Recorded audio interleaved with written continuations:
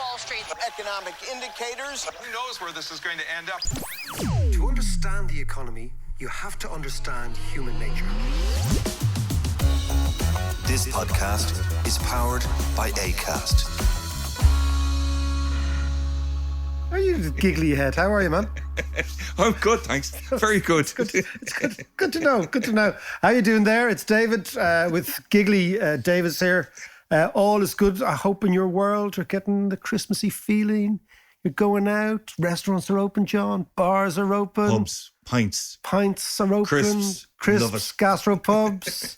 It's all ahead of us. It's all good. How's it's life? all good. Life is good. Life is good because we're back open and we're up and running again. And do you know what I got a phone call yesterday? Oh? Bernie Sanders is coming on the podcast. Is he? Brilliant. Yeah. Brilliant. We're just going to get a slot now over the next couple of days. Fantastic. Yeah, so it's great. And that'll be really interesting. So again, years ago, Bernie came over to the book festival in Dalkey, just chatted for ages. He was really good fun. He was. And then he asked me to come over and be on his institute, the Sanders Institute, which is, a think tank of all sorts of different punters. Yeah. And so I just, I zapped him. I just texted him. I texted his missus, actually. And she came back and said, yeah, Bernie, I'd love to do it. It'd be great to get his take on, because remember we were talking a few weeks ago about how the left lost. Yeah. The left in America, that is. And get his take on it. Well, why don't we do it? And also, by the way, if you're following us on Patreon and you have a question you want to ask Bernie, zap them in on Patreon the next couple of days, and I will ask your question to Bernie Sanders. Great idea. Actually, and speaking of questions, we got a question in from Troy Tyson, and he was talking about our episode last week when we were talking to Martin Lestow and all things Argentina and Maradona. He says, really good episode, lads. Thanks, Troy. Any books in Argentina that you'd recommend? Troy, how you doing there? Yeah, this is another thing that, just so you know, on Patreon every week, we have a Q&A session and the questions come in. And what we've decided to do is answer some of those questions on air. So, Troy, how are you doing?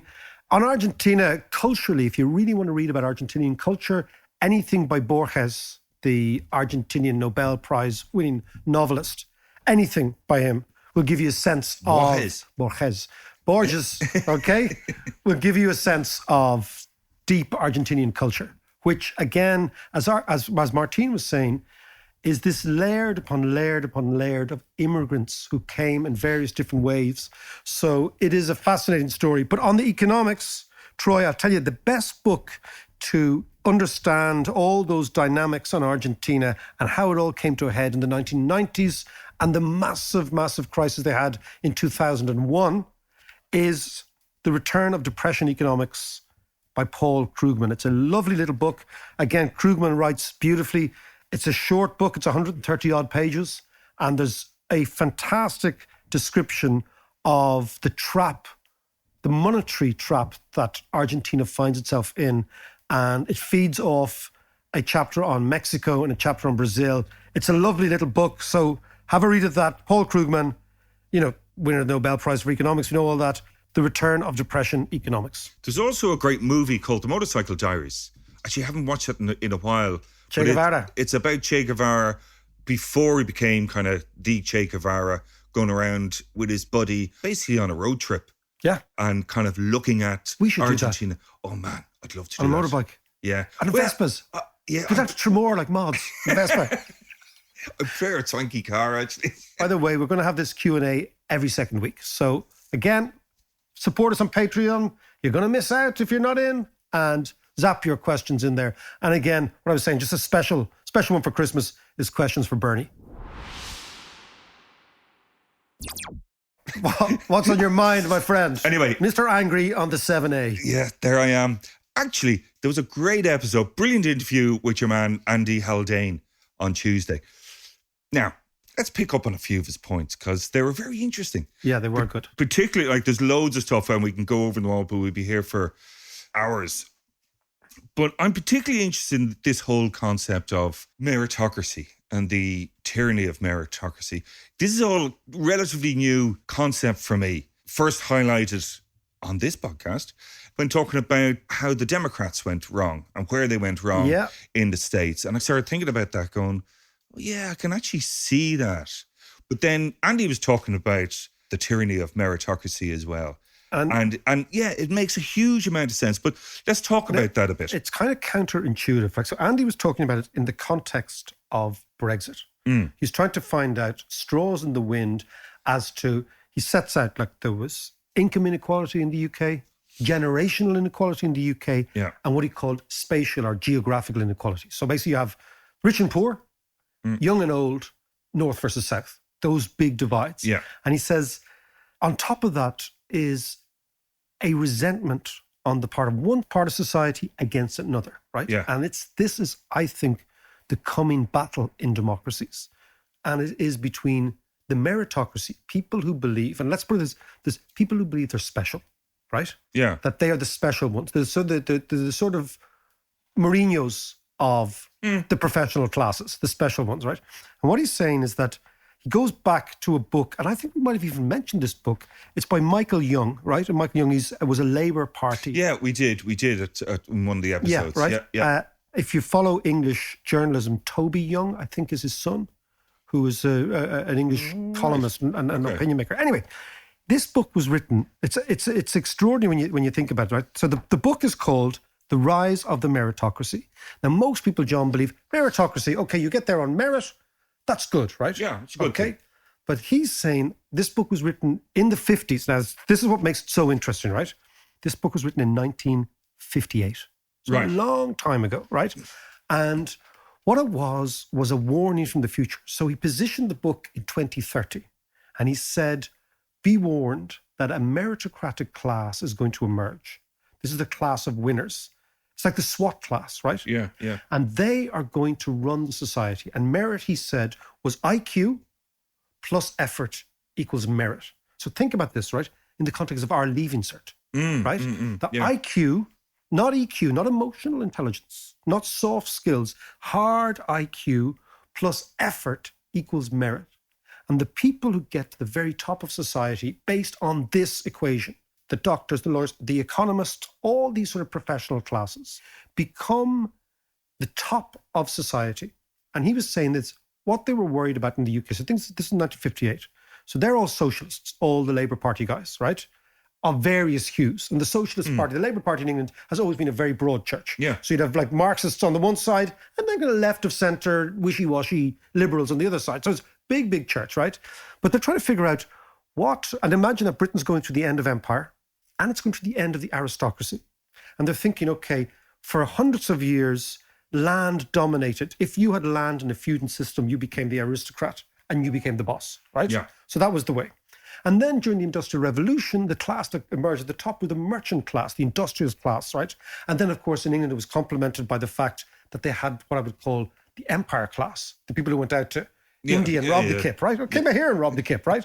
So these three sort of quite well-defined hierarchies, and also hierarchies that understood that their success was in part luck, in part circumstantial, and in part in the circumstance of their birth. And yes, exactly, right place at the right time, right?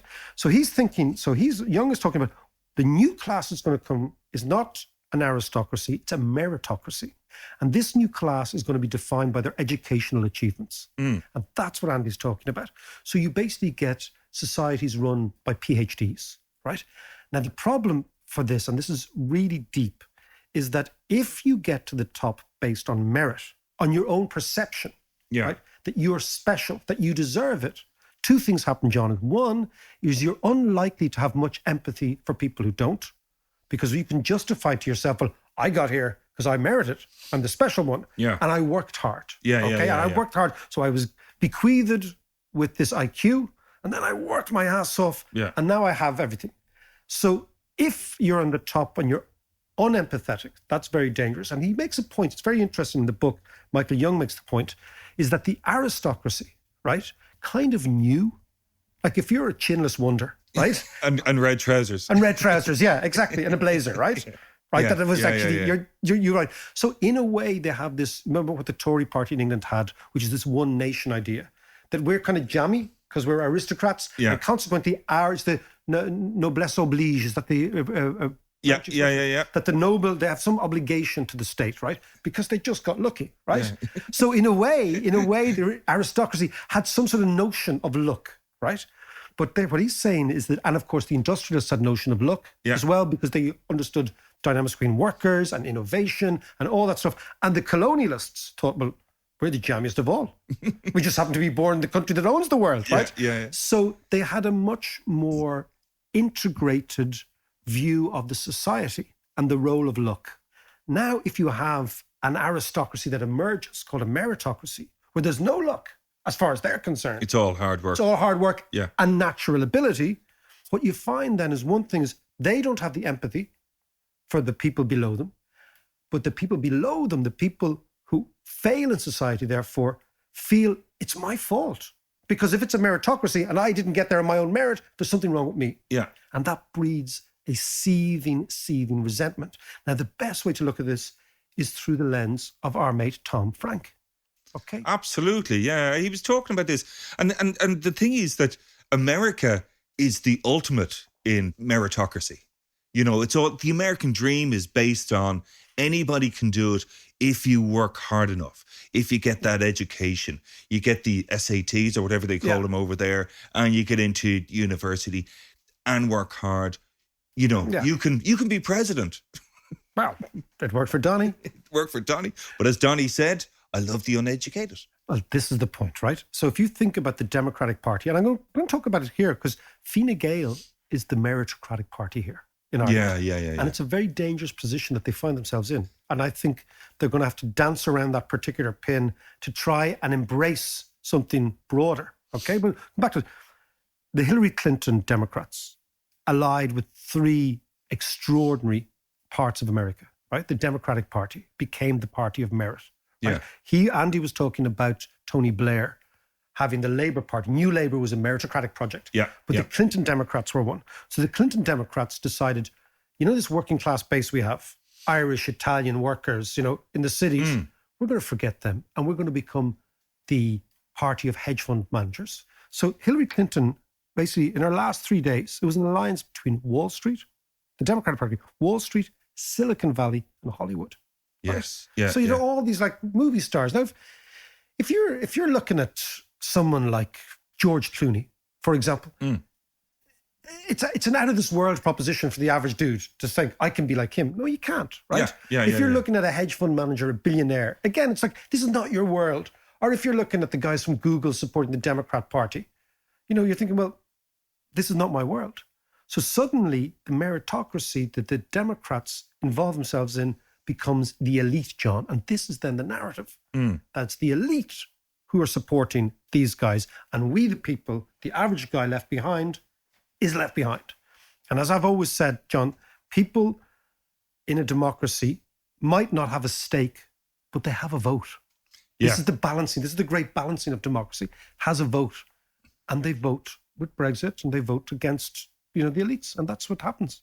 It's the as you're saying, the brewing resentment of the non-university students. It's the non-university, but it's even getting, if you look at it even in Ireland, John, right? There's a huge now hierarchy in universities, between the various universities. It's not just good enough to go to university. The points race in Ireland and the Leaving Cert structure reinforces the meritocracy all the time. So kids are getting this idea of merit being driven into them at a very young age now.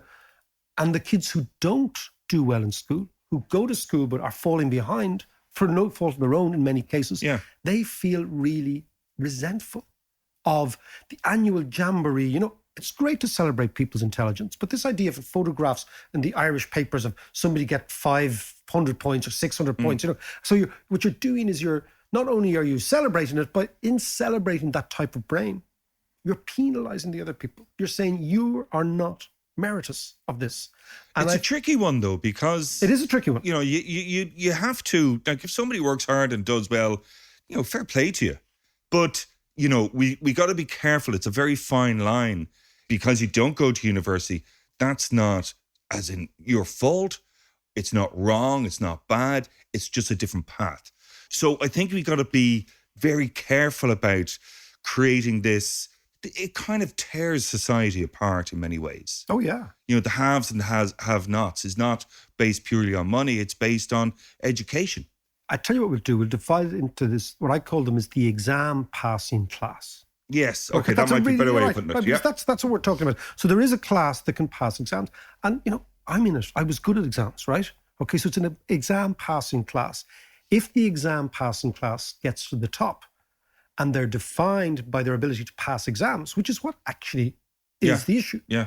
Then what you do is you overburden that class with the responsibility for people who are not good at passing exams. We've often talked before about how brains develop differently at different stages and at different speeds. Absolutely. And also some incredibly agile, brilliant, dynamic brains just don't get exams.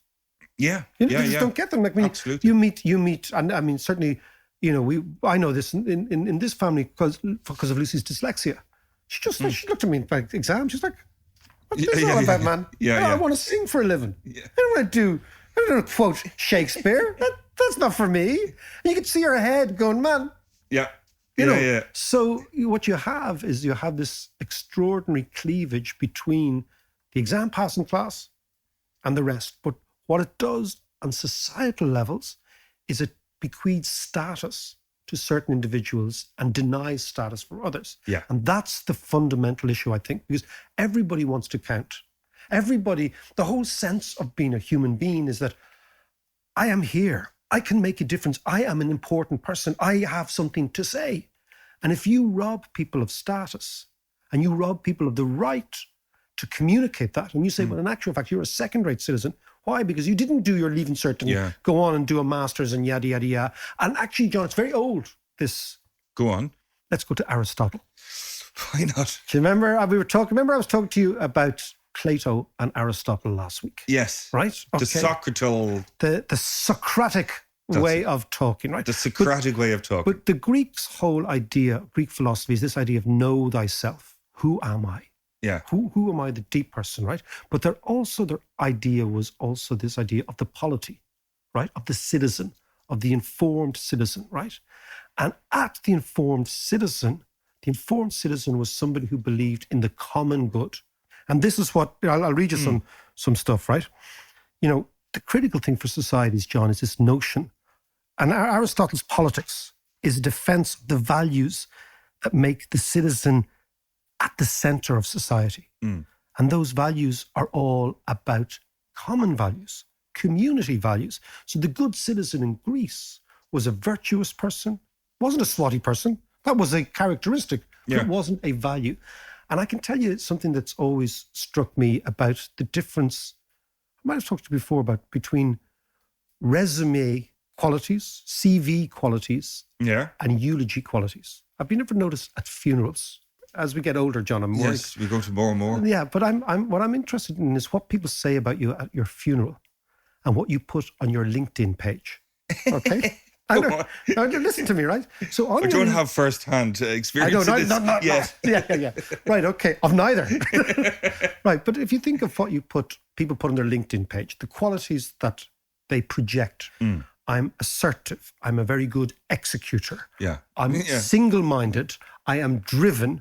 I am ambitious. Think about it. And there are all these qualities that we say, oh, I like that. That sort of but person. have many hobbies too. Many hobbies, right? But think about it. Single-minded, task-orientated, It's good. focused, driven, ambitious, right? So they're the CV virtues.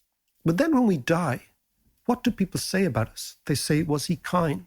Was he decent? Was she a good person? Good point, Was she generous? Right? So nobody gets up in mass in church and says, he was driven. Do you know what I mean? Like, he was very tasked. That's John Davis. Do you know what I mean? Like the priest is there, the vicar or whatever. And he was good in the team, but also he was good as an individual. Exactly. But that idea, that he was ambitious. Yeah. You don't get up and say, your man who's freaking warm in the grave, he was ambitious. What you say is, so the qualities that we like to be remembered by, these are quite different from the qualities that we project in life, right? And the Greeks were all about citizen, generous, decent, kind, soft ideas, giving his or her time to other people, helping people, being a good presence, a good spirit, a good, having good vibes around them, right? Funny, witty, these are the things that we say about people when they die. And I think that the problem with the meritocracy is it takes those linked in characteristics and elevates them as being the be-all and end-all.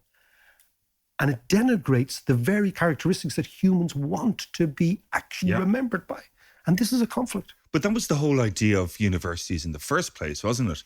It wasn't to be driven and to... Task-orientated and points. It wasn't all about points. It was about kind of self-exploration. Yeah. It was about understanding, broadening your mind. Yeah. I always see it. It always think of the word universe. Yeah. Like where did university come from? Yeah, it's the word, it's the universe, it's out there, it's the great thing. That's where it comes from. Yeah. So to try and create a universal person. Whereas you're absolutely right. What a lot of universities now are to create what I call them sometimes, some academics that I meet, they're really nice people, but they end up knowing more and more about less and less.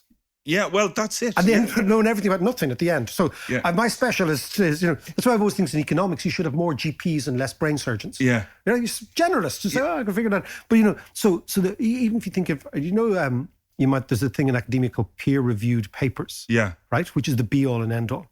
And you end up hyper-specializing. So not only do you move away from the universe idea, you actually go to the microscopic.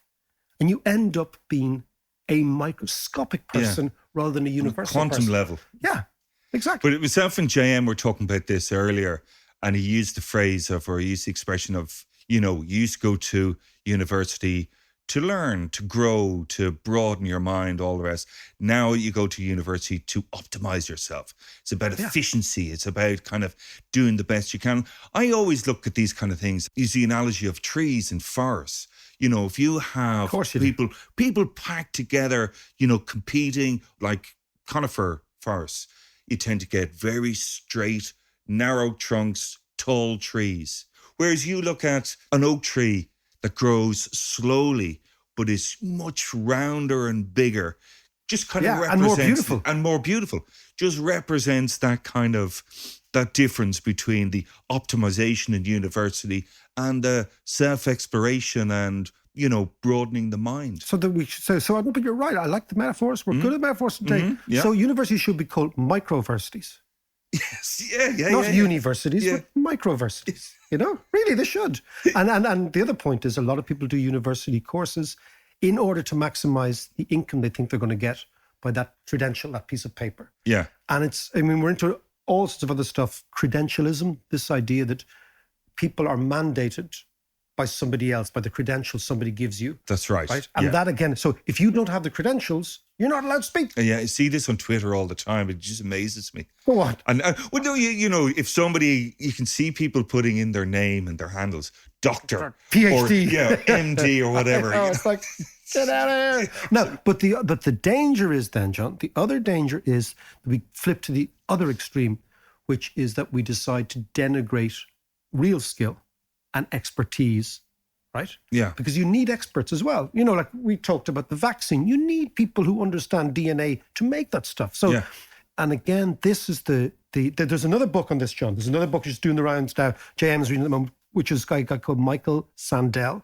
It's called The Tyranny of Merit, What's Become of the Common Good. And he's a Harvard professor, same idea. But it's like everything, John, it's a balance. So on the one hand, you've got to continue to treat experts and value their expertise. And you only become expert in something with huge amounts of commitment and hard work. Yeah. Right? Yeah. But then you've got to also value the generalist. And it's that idea. And how you do this is you make sure that you're not always celebrating the expert. And you're not always suggesting the expert has all the answers. Because what we do know, certainly from sociology and anthropology and psychology and all these things, is that the narrower the field from which you take your decisions, the more likely those decisions are going to be wrong. It's the wisdom of crowds, not the madness of crowds. There is a huge wisdom in crowds. Crowds tend to come to the right solution. And actually, just one last point on the dangers of this meritocracy also is this, as we were describing before, is the resentment on the bottom and the lack of empathy on the top. That in itself is the root of populism. Well, exactly. And the rise of populism, particularly in the States and particularly in the UK. Yeah. Right. And in the States and the UK, it was the difference between people from somewhere and people from anywhere. So if you think of the educated class are, by definition, quite footloose. So they might have more in common with a similar person in Sweden or Denmark or Texas than they have with their neighbor. Okay? So these are people who can live anywhere. They're the cosmopolitan class. And then there's the class of people who define themselves like, I'm from Kerry, I play Ga, this is my home, this is the type of person I'm a Kerry man, or I'm a Dub, or people who define themselves by their locality. And you have this other conflict in populism, John, going on between the cosmopolitan class and the anchored or geographically permanent class. And that's very evident in the UK, where you've like, I'm from the north of England and you're from the south of England. So people who define themselves by their... People who derive status from credentials are the meritocrats, the top of the tree. And there's other people who derive status from the place they were born. That's the type of person I am. But Tom Frank, remember Tom? Yeah, I do. He was brilliant. Should get Tom on. Brilliant. Everyone loved him, actually. Yeah, no, he's great. He's great. But he argues, and this is a quote about Tom, and Tom's books, not just Kansas. There's a great one called Listen Liberal, Why Liberals Don't Listen.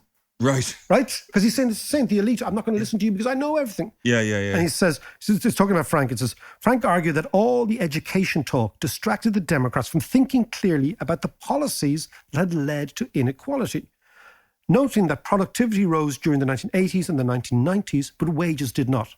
So in economics, wages should rise with productivity. If they're not, somebody else is making money. Frank doubted that inequality was due mainly to the failure in education. And the quote is, the real problem was one of inadequate worker power, not inadequate worker smarts. So what he was saying is that the problem in America was the trade unions couldn't leverage themselves into a position of power because they had been destroyed by Reagan. But the Democrats, rather than reverse what Reagan did, went along with that because they thought, again, we're the special people. And the average guy didn't get a look in. Good stuff. Yeah. And actually, do you know, that's a point that we should talk to Bernie about when we have him on. Yeah. I think the questions of Bernie will be long and many. Yeah. And he'll stand up for every answer. Do you remember? He did yes, that. I did. You might have thought it was funny. I was the guy sitting on stage. Yeah, it was weird. Every time he was asked a question, he'd stand up. He'd ask a question by me. Yeah. And then he'd get up and talk to everyone else. And I'm sitting there like a spare prig at a wedding thinking, what am I going to do here? There's 3,000 people looking at me. What do I do? But anyway, Andy, he spoke about that, and that was a really interesting area. Yeah. But he also spoke about lots of other stuff. I really liked his take on banking crisis. In actual fact, he summed up banking crisis in about 30 seconds, as he says himself. Have a listen to this. Could we see technology unbundle banks? We've had now for about 800 years, we've bundled together in something called a bank, a bunch of money on the liability side and loans on the asset side of a bank's balance sheet. Now, with hindsight, that was a slightly odd thing to have done, wasn't it? Because money is immediate and its value is certain, and loans are long-term and their value is very uncertain. Yeah, they're just IOUs. They're just IOUs. So there's a historical big mismatch between the characteristics of the liability side of the bank's balance sheet, money, and the asset side, loans. And that's why we have banking crises, and that's why we have banking regulation. I've just explained banking crises and banking regulation in 30 seconds in terms of the stapling together of two slightly odd things. Proper teacher there, John. Proper teacher. Yeah. Gets to the core of the issue, says this is the thing. Let's come back to that, because banking crisis, they ain't going away, and we know all about it. And we're not going away. I'm trying to get you out of the house. But there's loads of other stuff that he was talking about. The crypto stuff is interesting. We missed the trick, of course. Yes, of course we did. 1st of September. We're Bitcoin at 11. We're all talking 11,000 is now 19. And we're even poorer than we started. Yeah. Exactly. And you've no money for the Christmas presents. And the other one that we should come back to as well is, we said the banking crisis, But his whole take on technology and culture, I think that was a really interesting one. Yeah, no, absolutely. You know, and we will come back. And the good thing is that we are both appalling at technology and we have no culture. There you go. See you next week. I know you're sitting there worried about what you're going to give that person you love for Christmas. Give them the gift of knowledge with the Dave McWilliams podcast. We're going to give you, for December only, a full year's membership with a 15% discount. So, for that person you love, who loves economics, loves learning, loves the crack, loves all this carry on, Dave McWilliams podcast, Christmas special present, patreon.com/Dave McWilliams.